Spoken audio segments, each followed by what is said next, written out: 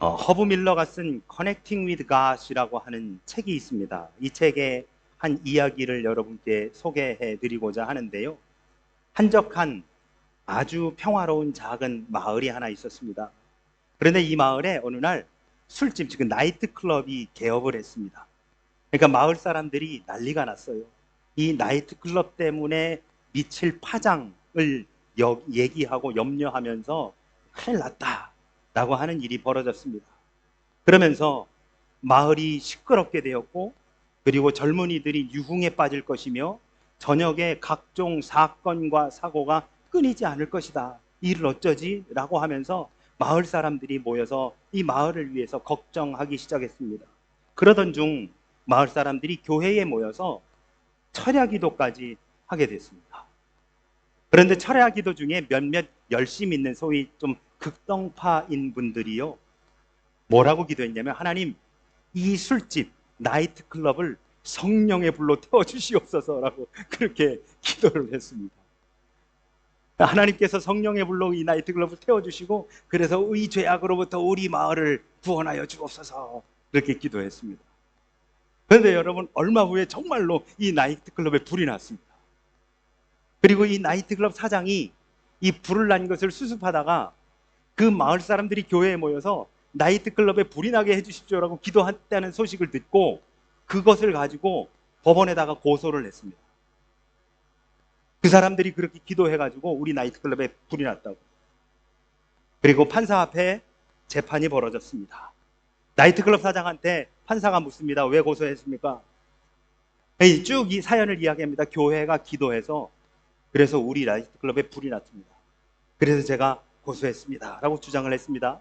판사가 이제 묻습니다. 자, 교회 대표자들께서 이에 대해서 반박을 좀 해보시죠 라고 했더니, 교회 대표 몇 분이 참여해서 한다는 말이 뭐냐면, 우리가 그렇게 기도를 한 건 사실이지만 그렇게 기도한다고 거기에 불이 났다라고 하는 게 말이나 됩니까? 예? 그 기도, 그 불나게 해달라고 기도한다고 정말 그게 불이 났다는 게 그게 말이나 됩니까? 뭐 합선이 됐다라든지 어디에 불이 옮겨 붙었다라든지 이렇게 원인을 찾아야지, 우리가 교회에서 거기 불나게 했다고 기도했다고 그렇다고 거기가 불이 났다고 한다는 게 그게 말이나 됩니까? 라고 그렇게 이야기를 한 겁니다. 판사가 판결을 하기에 앞서서 이렇게 이야기를 합니다. 나이트클럽의 주인은 기도의 능력을 믿고 있는데 오히려 교회 성도들이 기도의 능력을 믿지 못하고 있는 것 같습니다. 내가 보기에는 나이트클럽 주인의 믿음이 훨씬 더 좋은 것 같습니다 라고 그렇게 이야기했다고 합니다. 허브 밀러는 이 이야기를 하면서 우리가 기도의 능력을 믿으면서 기도해야 한다라고 그렇게 이 책에서 말하고 있습니다. 여러분, 그 사람의 수준은, 그 사람의 뭐랄까요, 그 신앙의 수준은, 그 사람의 기도의 수준이 그 사람의 신앙의 수준을 말한다 라고 하는 말이 있습니다. 우리가 어떻게 기도하고 어떠한 응답을 하나님 앞에 바라고 있는지에 따라서 그 사람의 신앙의 수준이 결정된다라고 하는 것이지요. 여러분, 어린아이들은 부모님한테 달라고 합니다. 이거 해달라, 저거 해달라라고 하지만 점점 그 아이들이 자라나면 엄마 제가 이거 해드릴게요, 아빠 제가 저거 해드릴게요 라고 성장합니다. 엄마 피곤하시니까 제가 설거지 할게요, 아빠 피곤하시니까 제가 구두 닦아놔 드릴게요 라고 한다는 것이지요. 여러분, 오늘 우리들의 기도의 수준은 어떻습니까? 아직까지 하나님 앞에 우리는 달라고 하고 계신가요? 이거 해달라, 저거 해달라, 이 문제도 해결하고 저것도 해결해달라고 그렇게 기도하고 계십니까? 아니면 하나님 제가 이것도 하겠습니다, 저것도 해보겠습니다 라고 그렇게 기도하고 계십니까? 여러분, 우리 오늘은 에스겔서의 말씀을 가지고 우리의 기도의 수준, 어떻게 우리가 지금 기도하고 있으며 우리의 믿음의 그 현재 포지션이 어디인가 라고 하는 이야기를 한번 좀 나눠보고자 합니다. 우리가 읽은 이 에스겔서는요, 여러분, 39장 21절 이하 그리고 40장에 넘어가면서 이스라엘의 회복 그리고 예루살렘 성전의 회복에 대해서 자세하게 이야기합니다. 더군다나 에스겔 40장 이하에서 보면은 성전의 구조를 아주 디테일하게 묘사하면서 그 성전이 회복되어질 것에 대해서 말씀하고 계시는 것을 보게 되는데요. 여러분, 이 이스라엘 역사는 우리가 잘 알고 있다시피 솔로몬 이후 남왕국과 북왕국이 나뉘어집니다. 우리는 그것을 흔히 분열왕국이라고 그렇게 이야기를 하지요. 그래서 이 분열왕국, 북왕국은 아수르에 의해서, 남왕국은 바벨론에 의해서 멸망을 당합니다. 그리고 이 남왕국이 바벨론에 의해 멸망당할 때에 예루살렘 성전은 성경에 뭐라고 표현되냐면 돌 위에 돌 하나 남지 않고 모두가 다 파괴되었다라고 설명을 하고 있을 정도로 예루살렘 성전이 완전히 소실됩니다. 완전히. 그 서쪽에 성전 벽 하나 남아있는 것이 오늘날 통곡의 벽이라고 불려지는 벽이 바로 그것입니다. 여러분, 예루살렘 성전은요, 그 역사를 되짚어 거슬러 가면 에덴 동산에서부터 시작된다라고 해석하는 게 제 해석입니다. 에덴 동산에서부터 하나님께서 함께 해주셨던 그 하나님이 호렙산에서 함께 해주신 하나님이 성막으로, 성막에서 함께 하셨던 하나님이 솔로몬 성전으로, 거기에서 이제 예루살렘 성전으로 점점 진화해 나갔다라고 하는 것이죠. 그렇기 때문에 이스라엘 백성들한테 있어서 이 예루살렘 성전이라고 하는 것은 하나님이 거하시는 곳이라고 하는 거대한 의미도 있었지만, 그 에덴 동산, 태초에 하나님이 천지를 창조하시어 인간들과 함께 계셨었던 바로 그곳이 진화되어 우리와 함께 지금 거하시는 곳. 그래서 결국 이 예루살렘 성전이라고 하는 것은 이스라엘 백성들의 아이덴티티를 그대로 보여주고 상징하는 곳이 바로 이곳 예루살렘 성전입니다. 그런데 이 예루살렘 성전이 남왕국이 바벨론에 의해 멸망을 당하며 돌 위에 돌 하나 남지 않을 정도로 완전히 소실되고 파괴됩니다. 그러니까 예루살렘 성전이 그렇게 파괴됐다는 것은 이스라엘 백성들에게 있어서 아이덴티티의 상실이다라고 이야기할 수 있는 것이죠. 에스겔서를 쭉 읽어보면 구약에 나온 다른 선지서들도 마찬가지이지만 앞부분에서는 주로 경고하고, 그리고 하나님께서 질책하고, 그리고 그 이스라엘 백성들에게 계속해서 질타하시는 내용들이 앞부분에 쭉 등장합니다. 그리고 중반 이후 후반부로 가면서 그들을 그럼에도 사랑하시고 구원하시며 회복시켜 주시겠다라고 하는 소망의 메시지가 등장하는 것이 전체적인 선지서들의 흐름입니다. 에스겔서도 마찬가지예요. 에스겔서도 앞부분에서는 질책하시고, 그리고 앞부분 경고하시던 하나님께서 뒷부분으로 가실수록 회복의 메시지를 던져주시며 이스라엘 백성들에게 소망을 심어주는 것이 에스겔서입니다. 지금 이스라엘 백성들은 바벨론 포로로 잡혀가서 나라를 잃고 말았습니다. 그런데 여러분, 나라를 잃고 있었던 이스라엘 백성들이 그때 당시에, 즉 바벨론에 의해 완전히 멸망된 이스라엘, 그 이후의 내용은 역사적으로 성경에는 기록되어 있지 않습니다. 오히려 다 전부 다 예언서나 선지서를 통해서 우리에게 어떠한 실상이었는지를 보여주는데요. 어떤 실상이었느냐? 남왕국 출신들과 북왕국 출신들이 서로 너희들 탓이야 라고 손가락질 해대고 있었던 것이 당시의 시대적 상황입니다. 너 어디 출신이야? 사마리아. 너 어디 출신이야? 예루살렘. 너네 때문에 우리가 이렇게 망한 거야. 너네 때문에 우리가 이렇게 포로로 끌려와 있는 거야 라고 서로가 서로를 향해 책임을 전가하고 있었던 당시의 이스라엘 백성들이었다라고 하는 것이지요. 더구나 이스라엘 민족은 솔로몬 왕 이후에 오랜 기간 남과 북으로 나뉘어 서로를 적대시하며 철저하게 분열되어 있었습니다. 지도를 한번 보실까요? 북쪽에 사마리아를 중심으로 한 10개 지파와 남쪽에 예루살렘을 중심으로 한 2개의 지파가 민족 멸망의 이유를 서로에게 전가하며 내분이 일어나 뿌리 깊은 상처를 가지고 있었던 것이 멸망 이후 포로기 때의 당시의 사람들이었습니다. 우리가 함께 한 마음으로 한 뜻으로 다시 우리나라를 독립시켜 영토를 회복하자라고 하는 분위기가 아니라, 너네 때문에 우리가 이렇게 됐어, 너네 때문에 예루살렘 성전이 파괴된 거야 라고 서로에게 책임을 전가했다라고 하는 것이지요. 반면에 이 남왕국과 북왕국 모두를 멸망시킨 바벨론은 당시의 초강국으로서 계속해서 정복 전쟁을 벌이면서 자신들이 정복하는 그 나라들에서 전리품을 빼앗아 계속해서 부유한 삶을 누리고 있었던 것이 당시의 바벨론의 상황이었습니다. 그러니까 더욱더 이 유다 백성들, 이스라엘 백성들은 독립이라고 하는, 해방이라고 하는, 자유라고 하는 소망이 점점 더 멀어져 가고 있었다. 신앙적 자유뿐만 아니라 정치적인 자유도 점점 멀어져 가고 있었던 당시의 시대상을 우리는 볼 수가 있습니다. 이런 상황 속에서 하나님께서는 에스겔에게 환상을 보여주시면서 죽은 자들의 마른 뼈도로 가득한 이 골짜기의 모습과도 같다라고 그렇게 비유하고 계시는 것이죠. 그런데 하나님은 그 골짜기에 선지자 에스겔을 세워놓고는 그 처참한 상황 가운데서 뭐라 하시느냐? 그 뼈들에게, 죽어 메마른 그 뼈들에게 하나님의 말씀을 선포하라 라고 그렇게 말씀하고 계시는 것이 오늘 본문의 내용입니다. 4절에 보시면 또 내게 이르시되 너는 이 모든 뼈에게 대언하여 이르기를 너희 마른 뼈들아 여호와의 말씀을 들을지어다 라고 이야기합니다. 여기서 마른 뼈들이란 당시 이스라엘 백성들, 유다 백성들을 의미하는 것이지요. 그래서 거기에 선포하면 내가 그 뼈에 가죽을 입히고 살을 입혀 살아나게 할 것이다. 그런데 거기에는 생기가 없다. 그러니 거기에 계속해서 복음을 전하면 내가 거기에 생기까지 입혀줘 온전히 살아나게 해줄 것이다 라고 말씀하는 것입니다.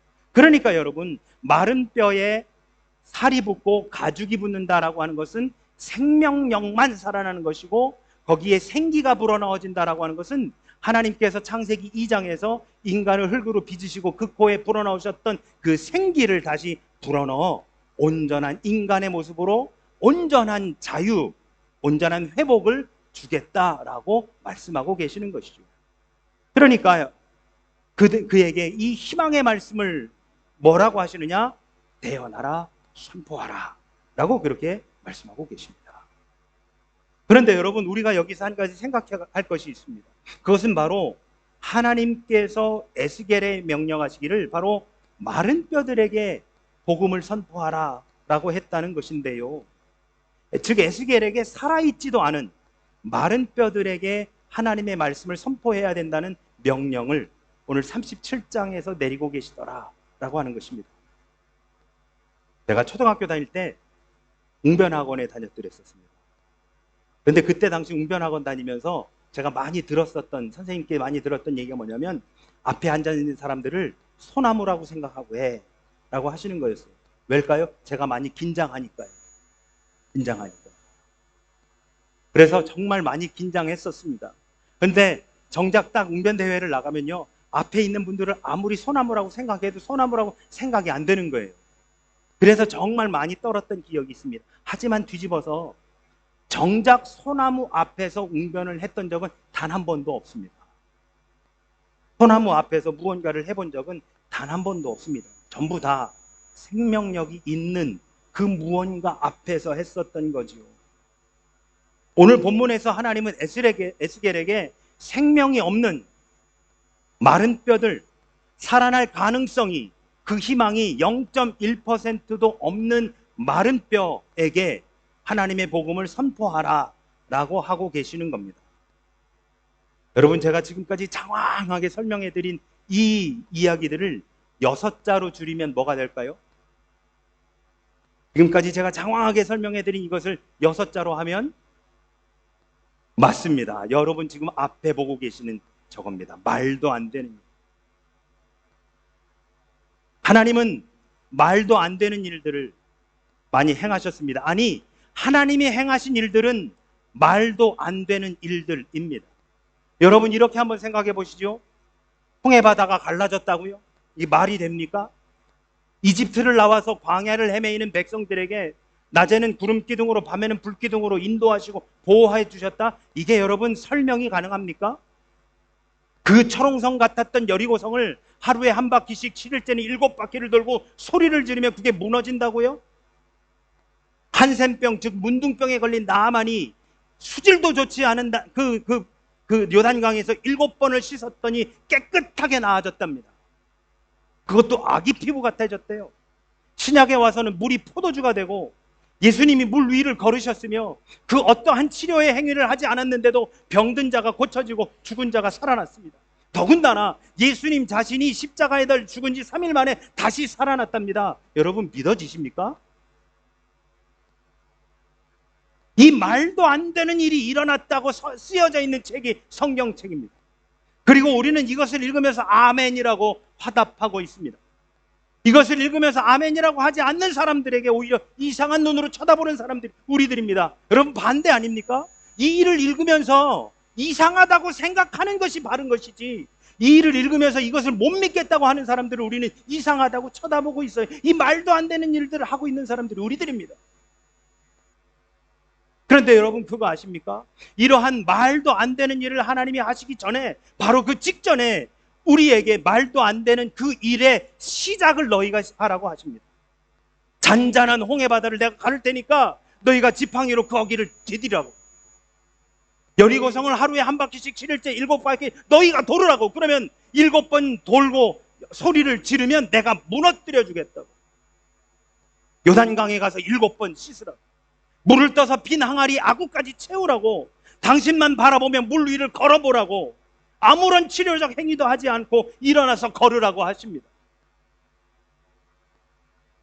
그러한 주님의 말씀에 우리는 순종하기보다 머리로 계산하기 바쁩니다. 에이, 하나님, 말도 안 됩니다. 에이, 목사님, 말도 안 됩니다. 어떻게 그럴 수 있습니까? 네, 참 기가 막혀서. 그게 말이나 됩니까? 그게 상식적으로 이해가 됩니까? 그게 설명이 가능합니까? 과학적으로 증명할 수 있습니까? 교회에서 기도한다고 어떻게 나이트클럽에 불이 날 수 있습니까? 그게 말이나 됩니까? 여러분, 그 상식적으로 이치에 맞지 않은 일, 말도 안 되는 일들이 그러면 우리의 삶 속에서 일어나지 않기를 바라십니까? 그렇지 않습니다, 여러분.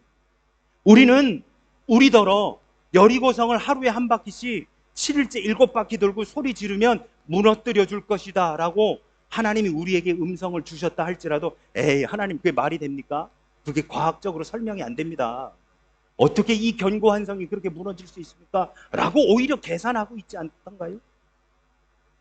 그런데 정작 우리는 그런 일이 우리 삶에 일어나길 바랍니다. 그렇게 말도 안 되는 일들이 우리 삶의 현실로 다가오기를 우리는 학수고대합니다. 그러면서 기도하죠. 하나님, 고쳐주십시오. 해결해 주십시오. 하나님, 이 문제가 말끔하게 해소되게 해주십시오라고 우리는 그렇게 기도는 하면서, 그러면 너희가 한 바퀴씩 돌아. 그리고 7일째는 7바퀴를 돌고, 그리고 함성을 질러. 요단강에 가서 7번 몸을 씻고 그 빈 항아리에 물로 아구까지 채워 라고 하시는 하나님의 말씀에, 에이, 하나님, 그렇다고 그게 되겠습니까? 그게 말이나 됩니까? 그게 해결 방법입니까? 하나님, 제 눈에 보여주셔야죠 라고 하고 있지는 않더냐 말씀입니다. 저는 이번 단기 선교에 임하면서 제가 저녁에 나눔을 가질 때 이 이야기를 고백했었습니다만, 저희 아버지가 그 기간 동안, 그 준비하는 기간 동안에 소천하셔서 제가 이 준비를 온전히 함께 하지 못하고 제가 앞에서 인도하지 못했었던 부분이 있어서 제가 너무너무 죄송했고, 한편으로는 제 마음이 힘든 상태에서, 온전히 회복되지 못한 상태에서 이번 단기 선교에 임해서 제 마음 자체가 좀 무거운 가운데 출발을 했더랬습니다. 그리고 그렇게 사역이 시작되었고 함께 예배하고 찬양하고 기도하던 중 하나님이 저를 먼저 만나주셨고 만져주셨고 그리고 회복시켜 주셨습니다.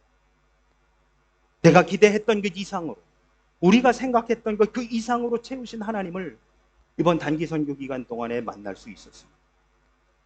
그 말도 안 되는 일이 제 눈앞에서 펼쳐지는 것을 온전히 경험할 수 있었습니다. 여러분, 오늘 본문에서 하나님께서는 생명력이 전혀 없는 0.01%도 찾아볼 수 없는 그 마른 뼈를 향해 하나님의 복음을 선포하라고 에스겔에게 말씀하고 계십니다. 여러분 같으면 뭐라 하시겠습니까? 하나님, 지금 여기서 할 게 아니라 저 민족들에 가가지고 해야 될 게 아닙니까? 살아있는 사람들한테 가가지고 복음을 전해야지요 라고 해야 되지 않겠습니까? 저 같으면 안 할 것 같습니다. 그런데 에스겔은 순종했습니다. 에스겔은 그 말도 안 되는 하나님의 말씀, 그 말도 안 되는 명령 앞에 순종했습니다. 도저히 회복 불가능할 것 같은 그 이스라엘 백성들을 향해 하나님의 말씀을 선포합니다. 우리가 다 같이 한 몸 한 뜻이 되어서 나라의 독립을 위해 일해도 될뚱말뚱한 상황인데 북왕국 출신들과 남왕국 출신들이 서로 너네 탓이라고 하면서 싸우고 있고 내부 분열이 되어 있는 그 그 바벨론 포로기 바로 그때에 하나님은 저 마른 뼈들을 향하여 하나님의 복음을 선포하라고 에스겔에게 명령하셨고, 그 명령 앞에 에스겔은 순종했습니다. 그랬더니 6절에 너희 위에 힘줄을 두고 살을 입히고 가죽으로 덮고 너희 속에 생기를 넣으리니 너희가 살아나리라. 이 말도 안 되는 일이 눈앞에 펼쳐진 것입니다. 하나님이 먼저 그 말도 안 되는 일을 우리 앞에 행하시는 것이 아니라 우리가 인간의 상식으로 도저히 이해가 되지 않는 그 하나님 명령 앞에 먼저 순종해야 비로소 하나님의 일이 이루어지는, 바로 하나님이 일하시는 것입니다. 우리는 순종하지 않으면서, 우리는 아무것도 하지 않으면서 뒷짐을 지고 감나무에서 감이 떨어지기를 바라고 있다면, 그러면서 주판을 튕기고 계산기 튕기면서 이거는 되겠고 저거는 안 되겠고, 하나님이 이건 해봤고 저건 안, 이거는 과학적으로 설명이 안, 이거는 도저히 말이 안 되는, 그래 하나님 할 필요가 없다. 우리 나름의 생각과 우리 나름의 판단과 우리 나름의 가치 기준으로 하나님의 말씀을 재단하고 판단하고 그렇게 하면서 바라보고 있지는 않더냐는 말씀입니다. 그러니 여러분, 우리가 얼마나 어리석습니까? 우리가 순종해야 하나님이 역사하시는 것입니다. 우리가 입을 열어야 복음을 선포할 수 있는 것이며, 우리가 전도하러 복음을 들고 나아가야 하나님의 지경이 넓혀지는 것입니다. 우리가 하루에 한 바퀴씩 7일째 7바퀴 돌아야 여리고성이 무너지는 것이고, 잔잔한 홍해바다에 지팡이를 들이대야 홍해바다가 갈라지는 것입니다.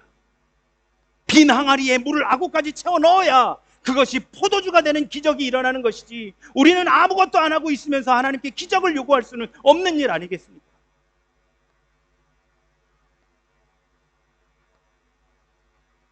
사랑하는 우리 영광의 성도 여러분, 그 말도 안 되는 일을 우리는 이제 시작해야 합니다.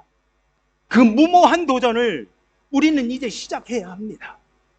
내 머리 안에서 계산하고 있고 판단하고 있고, 우리가 단정 짓고 규정 지어서 이거는 될 것이고 이건 안 될 것이고 내가 판단할 것이 아니라, 하나님이 내게 주님의 심장을 가지고 일어나라 명령하시면 우리는 그저 순종하면 되는 것입니다.